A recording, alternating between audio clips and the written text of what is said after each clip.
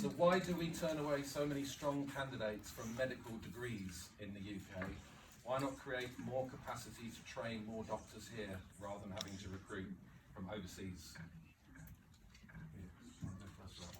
Sure, so I don't know if you're referring to something very personally, but obviously we... I just watch my friends go through a lot of stress and I feel really bad for them. Okay, right. Well, we have a 10,000 GP shortage currently in this country. We have a 40,000 shortage of nurses.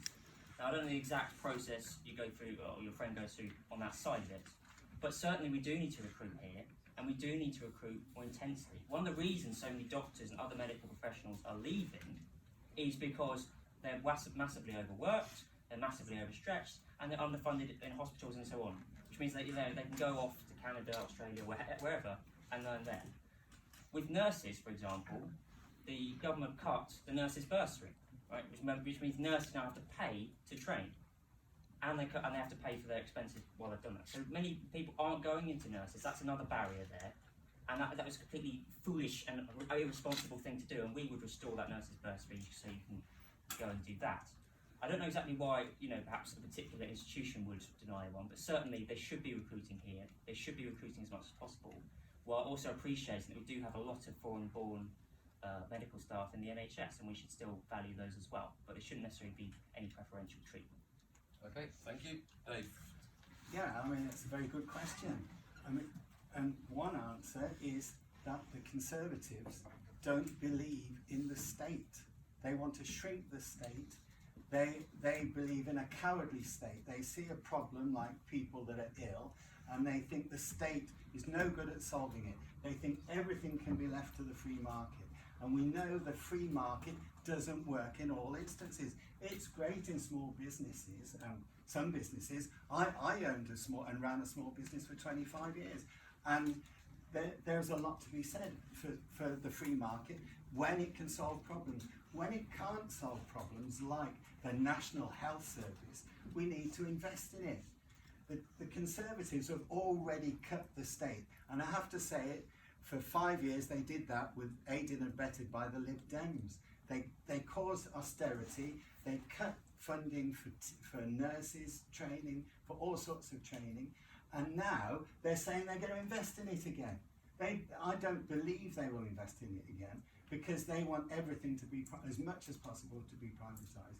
Countries like Sweden and Norway and lots of other countries around the world, they spent 50% of what they spend is spent by the state, because it's the best way to run things like education and health. And they've got a lot more equal society, they have a lot less murders, they have so much better quality of life than places like America, where you've got Trump and people like that cut everything, that think that people that are on the streets, it's their own fault. It's not that they haven't been trained properly, it's not that they haven't been educated properly, it's not that they haven't had a good life, it's their fault. We'll leave them to it. What we need to do is train people properly. We need to spend money where it needs to be spent, and a lot of the time the state needs to spend that. Thank you. Just to correct you, actually, it was after the coalition that nursing bursaries were removed, so you can test that. Well, one or two. There you go things, then. Yeah. I think your question's kind of in two parts, so I'll kind of answer both of them. So firstly, I think it's about higher education and access to higher education. That's something I'm particularly passionate about.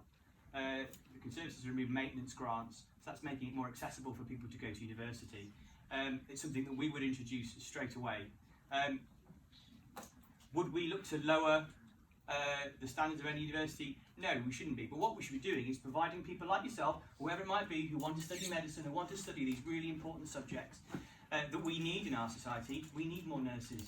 We need more doctors. We can't get away from these facts. We should be making it far more accessible for young people to go to university, to attend these courses, and fill those skills gaps. I see it all the time as a county councillor. The county council is run by the Conservatives, and they privatise everything. They outsource absolutely everything. I'm on the Climate Change Action Group there, looking at ways the council can tackle climate change within their kind of own remit. And constantly they're looking at outsourcing everything. And that costs money. that money should be invested in that council, it should be invested in our own services. So to answer the first part of your question, we should be investing in our own people. We should be investing in people like yourselves. Now the NHS, that's a bit of a beast in itself, to be fair. The Liberal Democrats are looking at a very, very simple way to fund the NHS. We're literally putting 1p on every pound of income tax. That's going to raise £35.1 billion over the next 5 years.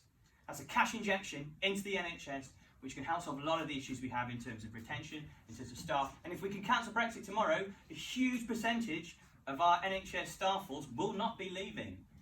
Nurses and NHS doctors and consultants and radiologists are leaving in the droves and going back to their EU countries. And do you know what?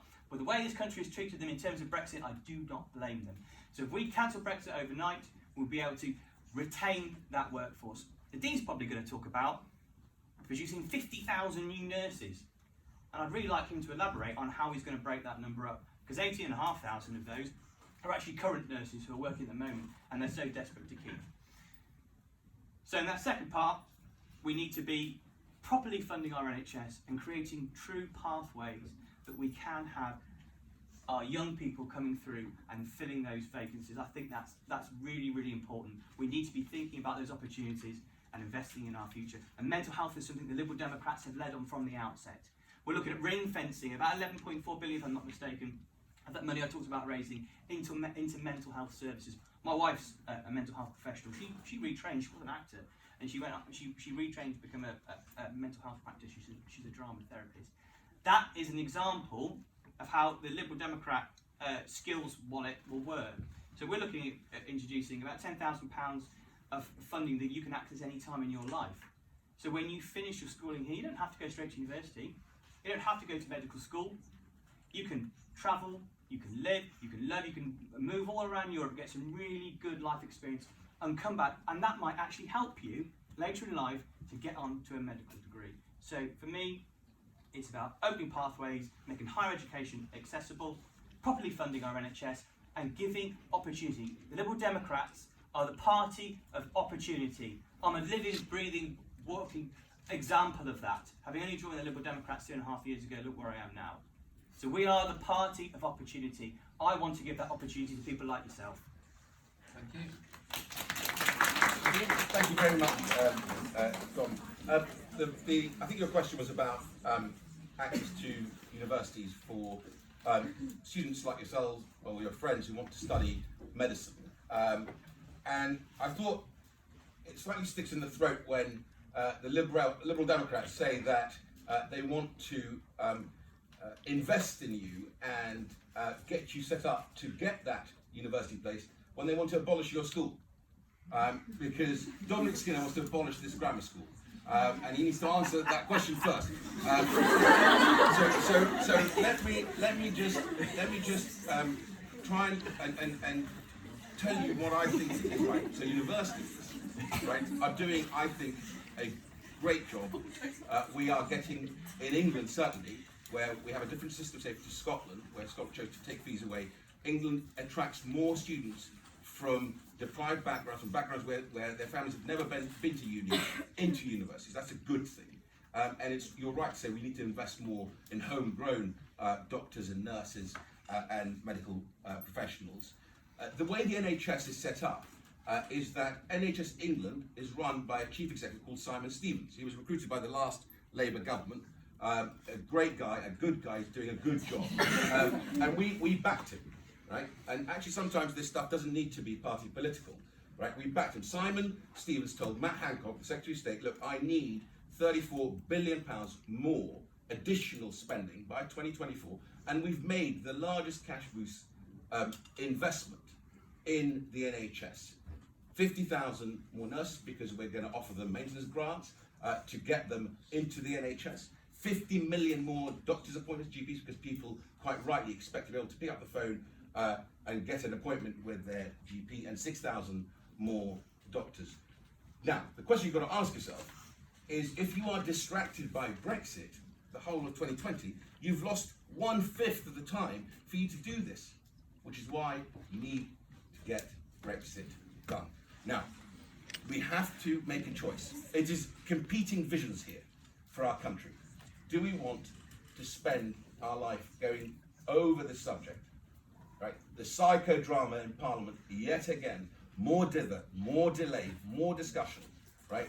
Do we want to deny 17.4 million people, as Felix quite rightly pointed out, or do we want to get this done and invest in the future of our NHS and the future of our country? Nadhim, can I just come back on to 50,000, please? Because 17 or 18,000 are nurses that are staying. So, Well, so we said that we've recruited 6,000 new nurses. We're going to build on top of that. It's part of our retention of those 16,000 in the system, and further recruitment. That is the announcement. Okay, that was clearer than Nicky Morgan. Thank you. I'm grateful to you. Right, Imogen. Okay response. I was kind of more about why aren't we doing more to sort of make it not easier, but because there's so many people getting turned away from medicine with all A's, working really hard, and I just think that the government need to have a bit more of a look at getting more people. Like, there are people who are really qualified who are getting turned away, and I think I'd just like that to be more of an issue looked at. Need to be more places at And also university, not maybe. just in like medicine, in other fields. Like there should be some more provision, especially in medicine with the NHS needing more doctors. Okay, thank you. We've got